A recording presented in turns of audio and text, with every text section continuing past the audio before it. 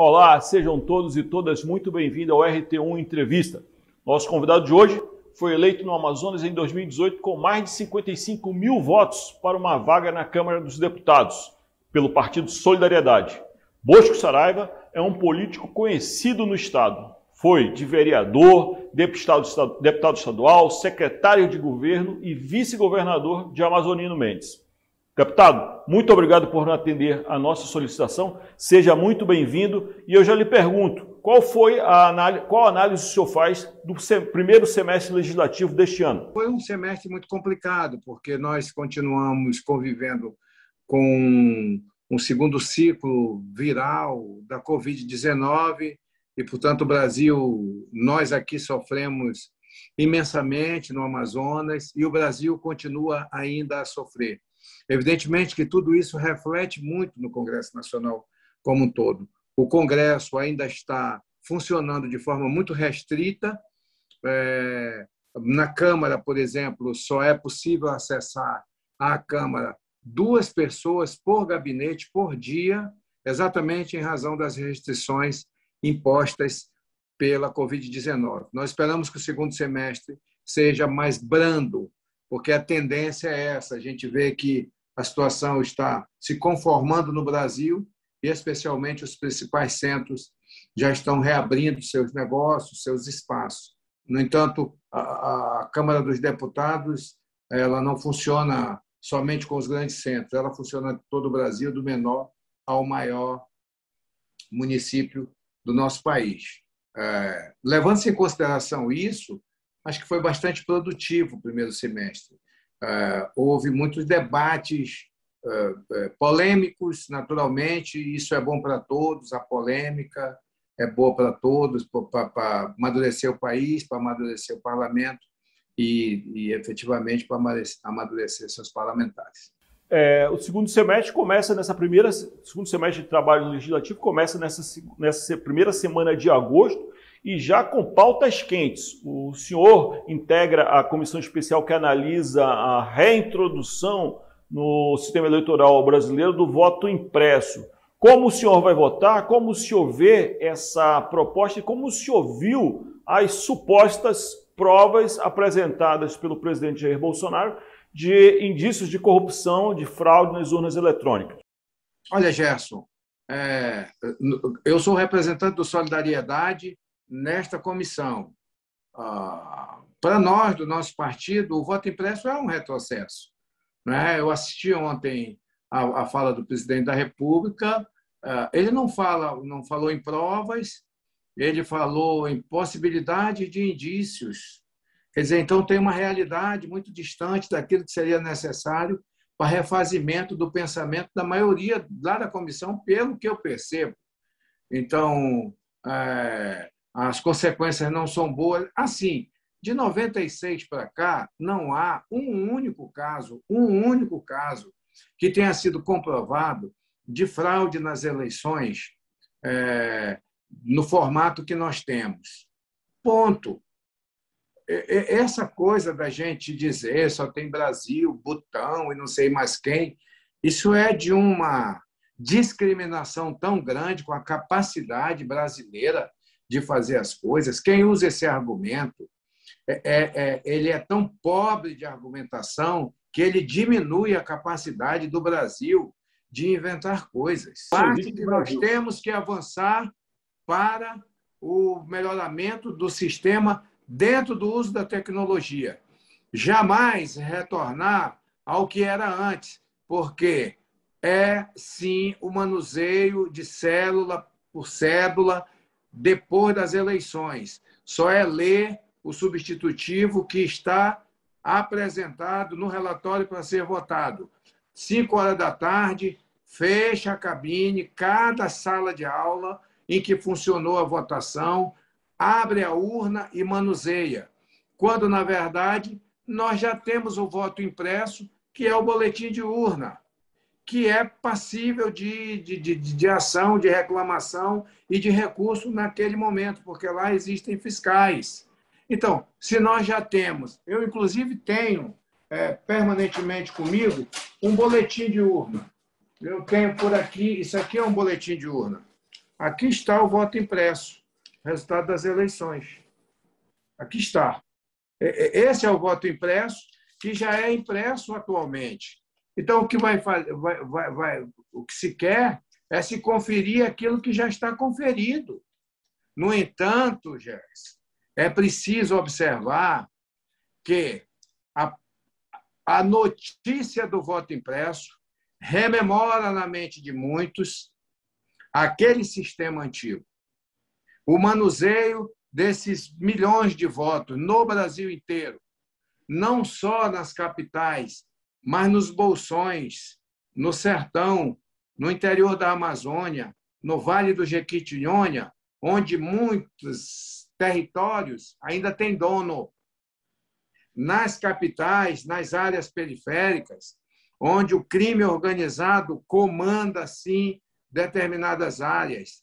Vide a nossa cidade de Manaus. Vide os nossos municípios, comunidades rurais do interior do estado do Amazonas, nos municípios do interior do estado do Amazonas. Eu tive a possibilidade de ser secretário de Segurança do estado do Amazonas. Eu conheço a situação no estado do Amazonas, na capital e no interior. E eu sei o que é uma comunidade aterrorizada. Eu sei onde elas estão e como elas são aterrorizadas. Portanto, eu jamais trairia o meu país. Eu não discuto opinião de pessoas, eu discuto as ideias. Essa ideia é uma ideia atrasada e com ela eu não vou. Deputado, ainda nessa vibe de entender o segundo semestre, também uma pauta que é fundamental para nós aqui da Zona Franca de Manaus, do estado do Amazonas, é a reforma tributária. Da forma como encaminhada pelo ministro Paulo Guedes, que efetivamente é uma pessoa que não entende o nosso modelo de desenvolvimento, ela prejudica porque vai em cima das empresas buscar recursos do imposto de renda. Como o senhor vai encaminhar a sua atuação nesse projeto e quais as suas perspectivas para a aprovação dele? Gerson, no primeiro semestre, eu esqueci de dizer que nós, durante os primeiros 6 meses, a bancada toda, combatemos muito defendendo a Zona Franca de Manaus. Combatemos muito defendendo a nossa Zona Franca, porque eu deixei, em janeiro, no final de janeiro, de ser o presidente da Comissão de Indústria, Comércio e Serviços da Câmara, cujo qual eu fui durante 2 anos. O senador Omar Aziz deixou de ser o presidente da Comissão de Assuntos Econômicos do Senado, da CAI, importantíssima, e nós perdemos força nesse sentido, mas não perdemos a nossa união em defesa da Zona Franca de Manaus. A proposta apresentada pelo Ministério da Economia, do Paulo Guedes, ela era danosa para a Zona Franca. Ela foi distribuída para um paraense chamado Celso Sabino, que é um bom companheiro, um bom amigo, muito amigo do deputado Marcelo Ramos, muito meu amigo, tem um excelente relacionamento com o deputado Sidney Leite, excelente relacionamento com o senador Omar Aziz, e o deputado Celso Sabino nos ouviu e retirou aquilo que tinha de ameaça à Zona Franca no seu relatório, que está sendo construído ainda sob a orientação do Roberto Campos Neto. Quem está orientando, quem está conversando muito com o Celso Sabino é o Roberto Campos Neto, que é do Banco Central. Eu assisti, inclusive, uma palestra do Roberto Campos Neto a respeito disso, e nós estamos combinando muito bem as nossas falas e ações com relação ao relatório que será votado, que nós temos a esperança que efetivamente não toque no modelo da Zona Franca de Manaus, porque no relatório, no substitutivo do deputado Celso Sabino, paraense, ele não mexeu com a Zona Franca de Manaus, ele retirou qualquer ameaça da Zona Franca. Deputado, eu queria também voltar só um pouquinho à questão eleitoral, que a gente passou muito rapidamente, mas há uma comissão estudando reformas no sistema eleitoral como um todo. Federação de partidos, financiamento público de campanha, essa questão do fundo eleitoral que deu tanta confusão aí nos últimos dias do primeiro semestre. Como é que o senhor está vendo isso? O senhor vai votar a favor do veto que o presidente promete fazer ao fundo eleitoral de 5,7 bilhões? Primeiro que eu não creio que ele vai votar, porque este é um artigo da Lei de Diretrizes Orçamentárias. Veiculou-se que A ou B votou contra o fundão. Não é verdade que tenha votado contra. Teve gente que votou contra a LDO. E quem votou contra a Lei de Diretrizes Orçamentárias votou contra a verba para a saúde, para a educação, para o saneamento e para a segurança. Votou politicamente. Ele votou contra a LDO, Lei de Diretrizes Orçamentárias. Ele não votou contra o fundão. Quem votou contra o fundão foi o Novo, que propôs um destaque para voto em separado deste artigo que cuidou do aumento do fundão. Mudou de valor para percentual, que resultou num valor muito aquém, muito acima daquilo que era o esperado como um simples reajuste. Então, é bom que fique muito claro isso.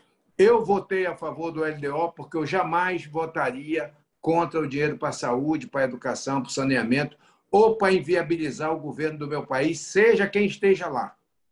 Seja quem quer que seja o presidente da República. Era obrigação votar e deixar claro por que votou e vir ao povo falar a verdade. Não é mentir fazendo bannerzinho dizendo que foi o único, que foi isso, que foi aquilo, que votou contra o fundão, porque não é verdade, é mentira. Não votou contra o fundão. Quem votou contra o fundão foi o Partido Novo, o PSOL e o Cidadania, se não me falha a memória. Foram os 3 partidos pequenos que votaram naquele destaque. Esta é a situação. Não creio que ele vá vetar, porque ele não pode retirar tudo, senão vai para o zero. O que acho que vai ser feito é um acordo no sentido de que o orçamento, porque já o que nós votamos foi a lei de diretrizes. O que faz a gestão do dinheiro é o orçamento. É a LOA, Lei do Orçamento Anual, que a gente vai votar no final do ano. Então, até lá, isso vai se consertar, vai chegar ao valor que efetivamente tem que ser, para que a gente não caia novamente naquele caminho que levou ao crime, que era a utilização do recurso das empresas, que o exemplo foi dado na gestão que resultou em prisão de tanta gente aí, empresários, políticos, por causa da forma que era conduzida a coisa do financiamento de campanha por parte de empresas. Portanto, essa é a situação. Com relação ao sistema eleitoral, o que eu posso lhe dizer é o sentimento de hoje. Há inúmeras propostas. Há a proposta relativa às federações de partidos, que nada mais é de uma coligação que duraria 4 anos, ela duraria não só durante o período da eleição, mas 4 anos, formando um bloco de uma certa quantidade de partidos com uma única liderança daquele bloco durante os 4 anos no Congresso, com a proibição de qualquer partido deixar a federação, aquela coligação durante aquela gestão, aquele mandato, aquela legislatura. Existe, mas a proposta que mais é forte hoje é a do distritão, que é o voto majoritário. Ele causa um prejuízo enorme às agremiações partidárias, e aqueles que entendem, como eu, que a agremiação partidária é fundamental para o desenvolvimento das ideologias, para ideologias renovadas, para agrupamento de pessoas que pensam da mesma forma. A história registra direita, esquerda, centro, e ela foi se movimentando e se renomeando ao longo dos séculos. Ela foi se renomeando, se modernizando, utilizando as novas máquinas. Nós estamos vivendo um período novo de comunicação entre as pessoas, em razão das redes sociais. E é natural que haja uma mudança das ideologias, de que esse ideal seja modificado e atualizado com relação ao acesso às informações que nós podemos ter em fração de segundos atualmente. É natural. Mas extinguir o partido político, aí eu acho um perigo, porque isso caminharia para as candidaturas avulsas, que é um desejo de muita gente. No entanto, eu, tradicionalista, acho que é importante.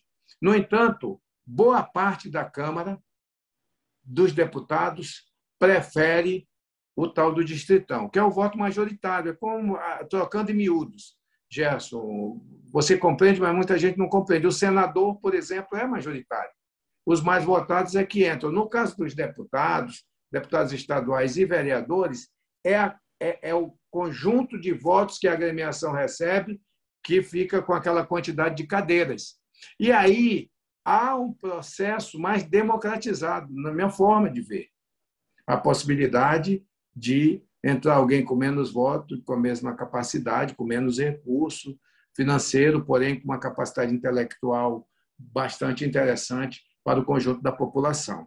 Nós não sabemos ainda. O presidente Arthur Lira me comunicou a mim pessoalmente, numa conversa formal com ele há 15 dias atrás, que dia 4 ele bota as propostas no plenário. E nós vamos ver o que vai sair. Há propostas de toda forma, mas eu sinceramente, com as informações que tenho, não posso lhe assegurar qual vai ser o modelo.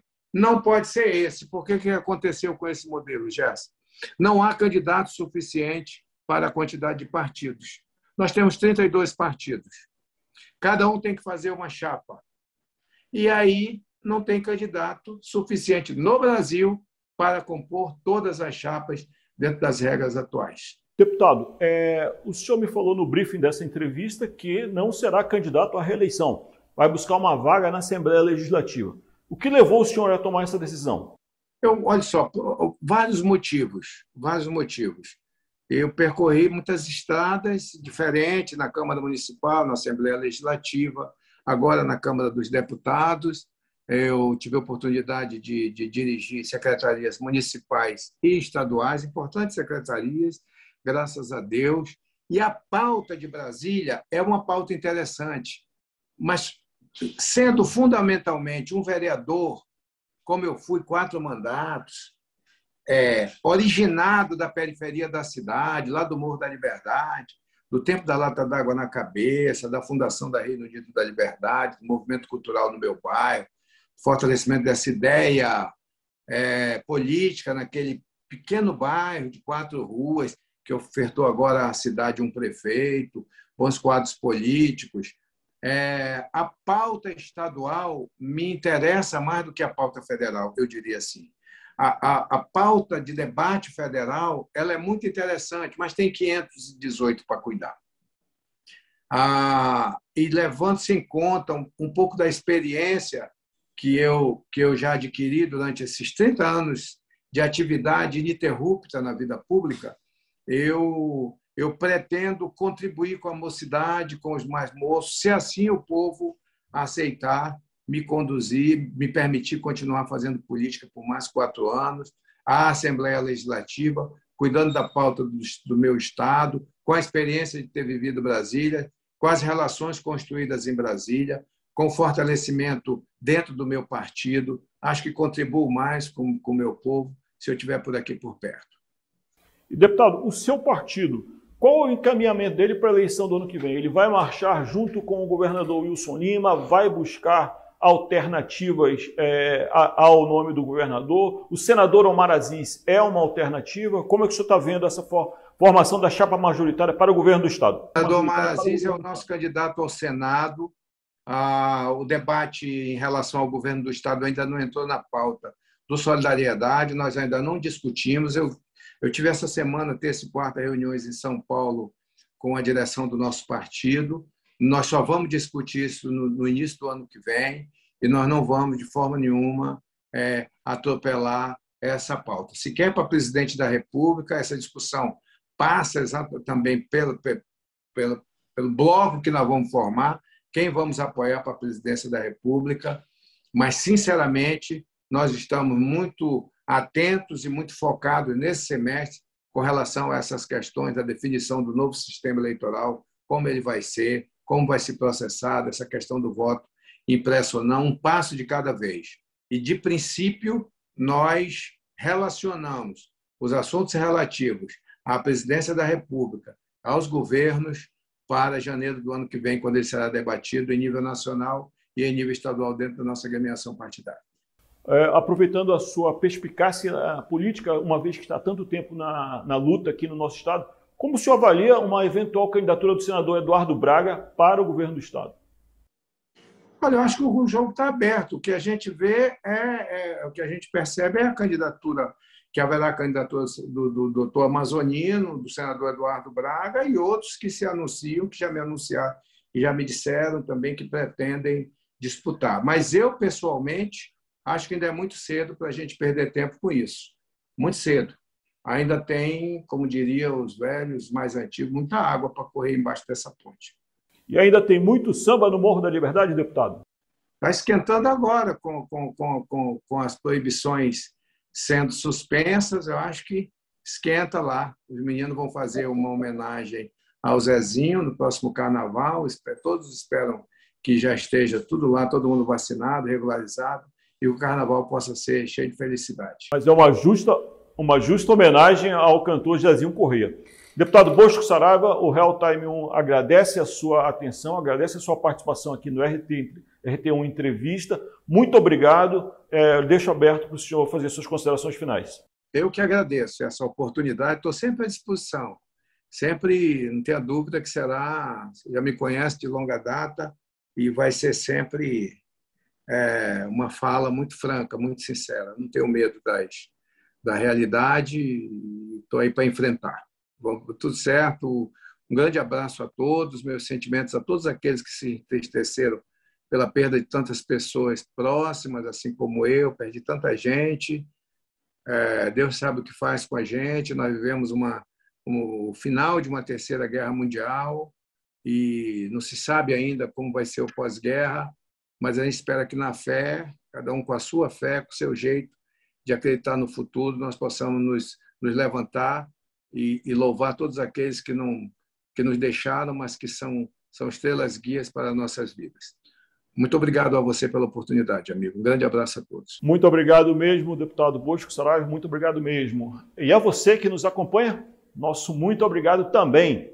Se gostou, curta. Se gostou mais um pouco, comente, compartilhe nossos conteúdos e inscreva-se em nosso canal, Portal Real Time 1. E até uma próxima oportunidade.